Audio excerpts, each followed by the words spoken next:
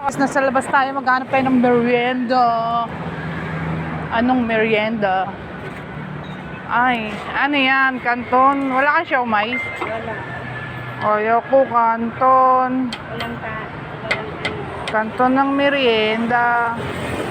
Ayaw ng kanton. Eh, ito pala yung pusang malambing. Oh.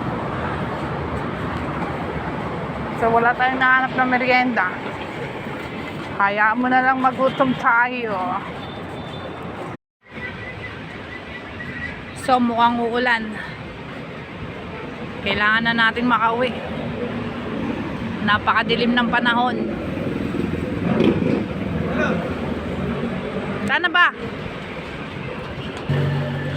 Madilim ang kalamingitang sa oras ng alas 5. Ha? Kailangan na natin mabilis umuwi. Baka maabutan tayo ng ulan.